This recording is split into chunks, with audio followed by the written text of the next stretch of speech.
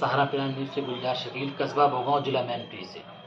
आप देख रहे हैं सहारा प्राइम न्यूज़। आओ चलते हैं आज की खास खबरों की तरफ।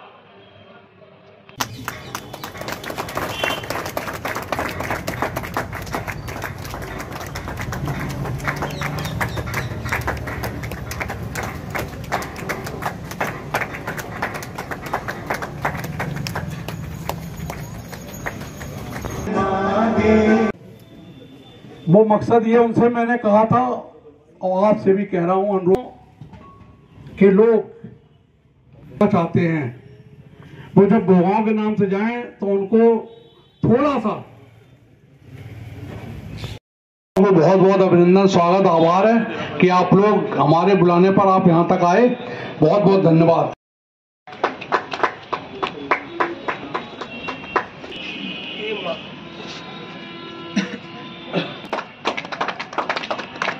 इनका यहाँ पर आशीष पाठक जी हमारे छोटे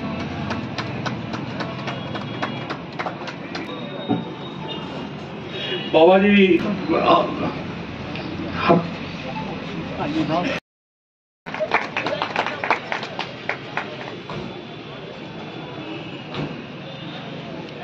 भाई साहब डॉक्टर थे, उनका बेटा है और हरिद्वार में पोस्ट।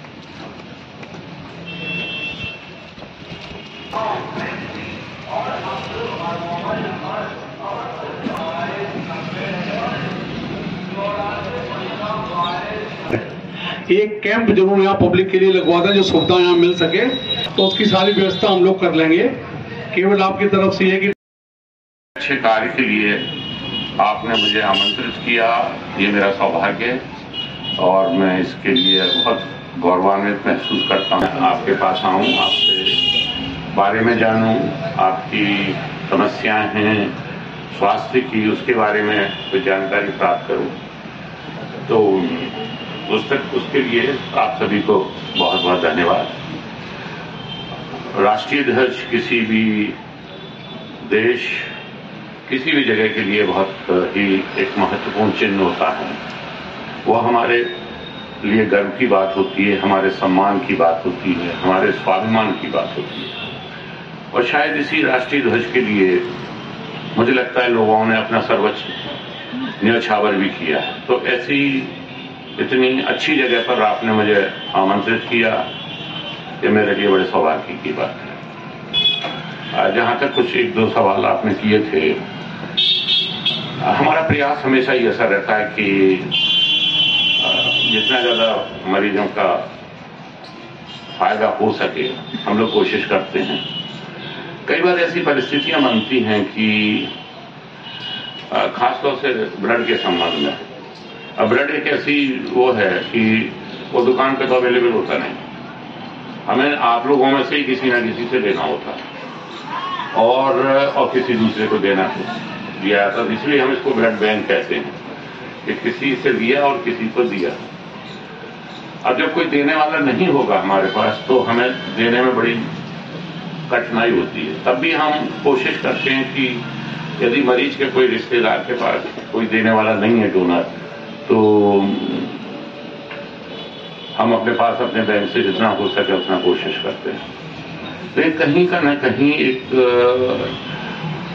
समाज के जो लोग आज उनकी भी उदासीनता है कि जब हमने जो देखा, मैं आज से शेयर करूं कि जहां आपने कहा कि भैया ब्लड की 2 खून की जरूरत है, वाला लोगों को ले आओ और वहां पे जाके ब्लड 2 बोतल ब्लड दे दो ब्लड बैंक में जाके।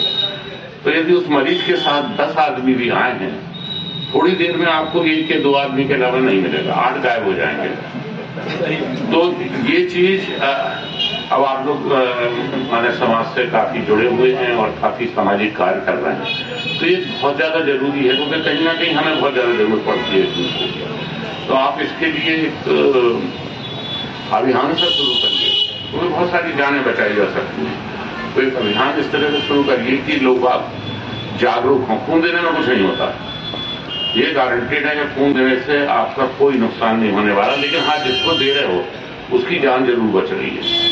तो एक ऐसी चीज मैंने देखा, बहुत सारी भ्रांतियां हैं लोगों को, अरे हम बहुत कमजोर हो जाएंगे, ये हो जाएंगे, वो हो जाएंगे, क्या करेंगे। तो घबराते हैं। ऐसी कोई बात नहीं। लड़ाई झगड़ा तो आराम से कर लेते हैं, थोड़ा बहुत खून भी बहा देते हैं, उसमें हम नहीं उसमें कोई परहेज नहीं है। लेकिन हाँ, यहाँ पर परहेज बहुत ज्यादा हो जाता है। तो कहने का मतलब ये है कि कोशिश करें, समाज जागरूक होगा तो हम सभी को फायदा होगा। कैंप तो कोई बड़ी बात नहीं है, कैंप हम कई जगह लगाते रहते हैं जहां से भी लोगों की रिक्वेस्ट आती है कि तो हमारा मेन यही रहता है कि आप अपनी वहां पे लोकल व्यवस्था कर लीजिए, तो वो हमारे हाथ में नहीं है।